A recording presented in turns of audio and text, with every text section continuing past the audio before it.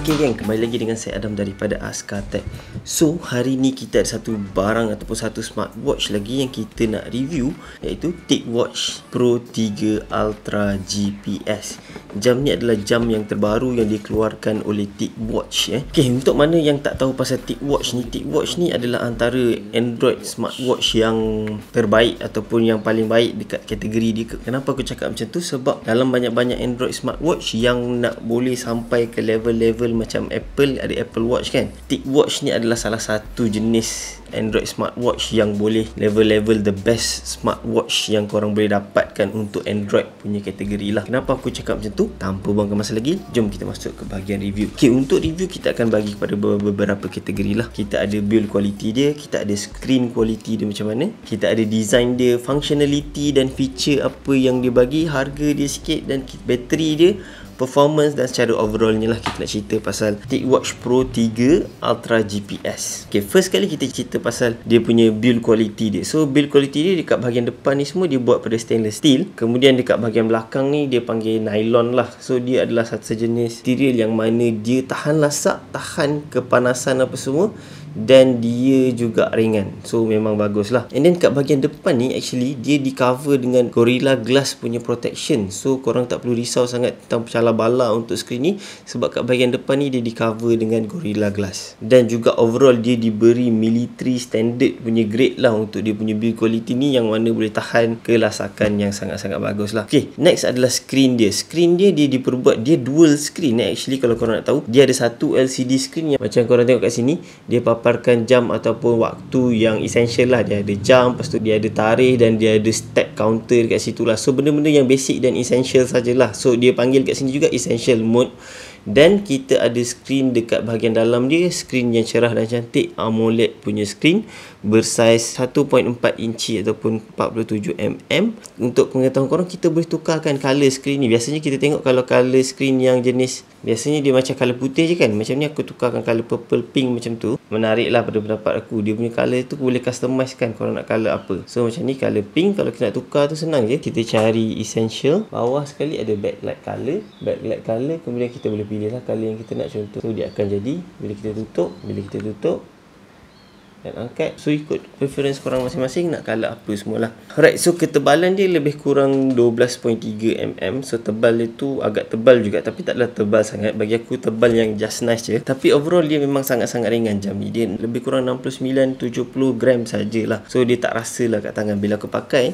Actually aku dah pakai jam ni dah dekat seminggu dah, dan aku tak rasa sangat lah macam pakai satu jam yang berat ataupun jam yang tak selesa nak pakai. Actually jam ni lebih selesa daripada smartwatch yang aku ada sekarang ni. Even pakai waktu tidur pun aku tak terasa sangat pakai jam ni, walaupun dia macam satu jam smartwatch yang full feature. Okay, untuk pengetahuan korang, TicWatch Pro 3 Ultra GPS ni adalah full feature smartwatch, bukanlah smartwatch yang orang kata actually dia fitness tracker, tapi dia buat dia dalam bentuk smartwatch. So harga dia tu agak premium jugalah. Kalau nak kata dia adalah kategori premium punya device lah. So harga dia lebih kurang dalam 1300 plus macam tu. Korang kena tengok lah dekat kedai, aku akan sediakan link kat bawah. So dekat design dia juga, dekat bahagian kanan ni kalau kita tengok dia ada dua button dekat sini. Satu untuk pergi ke bahagian menu set application dia, satu ni boleh customize dan dia akan pergi ke bahagian untuk training punya workout punya activity lah. So dekat tepi ni juga dia ada mikrofon dekat sini, dekat bahagian butang ni, dan dekat bahagian belakang dia, dekat bahagian tepi sebelah lagi ada speaker. So speaker tu memang ada speaker, dan mikrofon pun ada. Untuk rekod suara pun boleh, untuk cakap, buat call pun tak ada masalah pakai jam ni. Tapi speaker tu bukanlah speaker yang kuat kau nak layan lagu tu, tak adalah.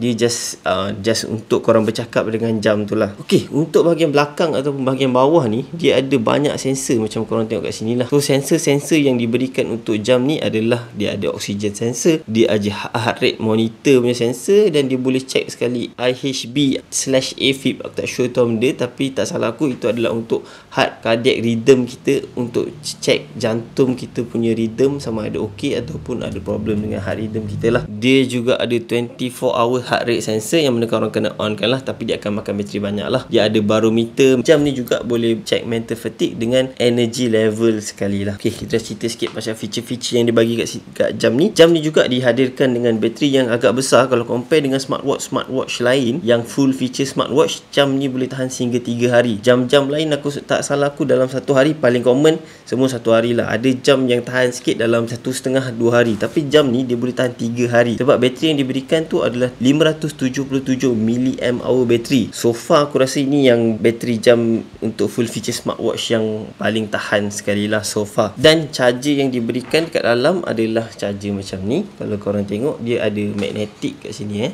Magnetic ni korang lekatkan dekat bahagian belakang ni, just lekat macam tu saja, dia akan lekatkan lah untuk buka, dan lekatkan untuk charging, dia memang automatic lekat lah. So macam tu lah cara charge dia, dan aku pakai memang seriously tahan 3 hari, tak tipu lah. Apa yang dia bagi tahu tu memang tahan 3 hari lah. Dan bila charging pun, charging ni bukanlah fast charging biasa je, tapi okey lah, tak adalah sampai lama sangat nak charge tu, sedang-sedang lah orang kata. Strap yang dibagi adalah strap silikon kalau korang tengok kat sini, tapi dia ada macam jalur-jalur juga sikit dekat sini. So strap dia adalah strap size 22mm dan dia boleh dibuka macam korang tengok kat sini lah. Macam biasa dia ada point dekat situ yang korang boleh tarik dan bukakan dia lah. So korang boleh tukar dengan apa-apa jenis strap 22mm yang korang ada, dan ini adalah memang strap yang common lah. Aku sendiri pun ada dalam 2-3 strap nak tukar kalau aku nak tukar lah. Tapi overall feature dia macam ni. Color yang diberikan pun ada satu color je, color hitam macam ni, tapi bagi aku memang aku suka juga color ni. Sebab apa, dia macam stealth ataupun dia macam minimalist lah orang kata. Bila kita pakai kat tangan tu nampak macam cool lah juga kan. Color hitam je kan, dia tak ada color putih, color silver macam tu, dia memang hitam saja. Dan kalau nak tengok tu memang okey sangat lah pada pendapat aku. Jam ni didatangkan dengan prosesor, antara prosesor terbaik untuk smartwatch, iaitu Snapdragon 4100. Dia bukan yang plus punya version, yang biasa punya version, tapi dia actually ada 2 prosesor. Kalau korang nak tahu, dia ada yang main prosesor dia untuk proses semua-semua ni, dan juga dia ada satu lagi prosesor untuk always on display yang macam korang tengok dekat jam ni punya nombor ni pun pakai prosesor yang lain lah. So dia kira dual prosesor lah lebih kurang. Dan overall performance dia, aku nak cakap kat sini, dia memang sangat-sangat okey lah untuk gunakan jam ni. Memang memang smooth, memang tak ada isu, tak ada masalah untuk terima mesej, untuk terima maklumat, semua okey saja. Dan tak dilupakan juga, jam ni dia pakai Wear OS daripada Google. Dia bukan dia punya TicWatch punya sendiri, dia daripada Google punya app lah. So overall memang best lah, sebab Google punya Wear OS ni antara OS untuk smartwatch yang best lah. So dia punya setting dekat bahagian atas ni, app dia kat sini, macam korang tengok kat sini, korang boleh pergi ke Google Play Store untuk download apa-apa Wear OS punya app lah, yang Google app untuk jam lah. So memang ada lah kat sini, korang boleh nak pakai, nak download workout punya app ke apa, nak download apa-apa jenis Google app yang memang ada kat Google Play Store untuk jam, memang ada dekat jam ni. Dari segi spesifikasi dia ada 1GB RAM dan 8GB storage. Kalau mana nak simpan lagu tu pun boleh simpan kat dalam ni. Wi-Fi dia pakai yang 2GHz saja, dia tak ada yang 5GHz punya Wi-Fi punya band, tak ada. Bluetooth dia ada, Bluetooth 5.0, NFC, dan support juga Google Pay. Yang Wear OS yang aku cakap tadi, dia pakai Wear OS version 2. Dia tak support lagi version 3 sebab version 3 tu Google dia bagi dekat Samsung Galaxy Watch so far. Dia tak buka lagi dekat Wear OS yang lain. Tapi kita tunggulah nanti, aku rasa Google akan bukakan juga. Mungkin kita akan dapat update lah kat jam ni. So untuk compatibility dia, untuk connect dengan Android memang tak ada isu. Memang sangat-sangat compatible lah. Kau connect dengan aku punya Google Pixel, memang tak ada isu. Tapi kalau connect dengan iOS tu, ada macam korang tak boleh nak gunakan full feature smartwatch ni lah, senang cerita. Sebab ni adalah Android punya smartwatch yang memang dibuat untuk khas untuk Android punya phone lah. Dia bukan market, dia bukan untuk iOS punya user sangat. So boleh guna, tapi dia akan jadi, kalau nak connectkan dengan iOS pun boleh guna, tak ada masalah. Cuma dia akan jadi macam limited sikit lah functionality dia, sebab dia pakai Wear OS pada Google untuk Android. So memang special untuk Android lah, senang cerita. Okay, so overall, adakah ini adalah best smartwatch untuk 2021? Bagi aku lah, personally, aku rasa ni adalah, kalau tak the best, one of the best smartwatch yang korang boleh dapat untuk Android buat masa sekarang ni. Dengan feature-feature yang dia bagi, dengan GPS, dengan Wi-Fi, dengan dia punya keselesaan berat, dia tak besar sangat, dia punya design pun cun, dan functionality yang dia bagi tu macam complete lah untuk satu smartwatch.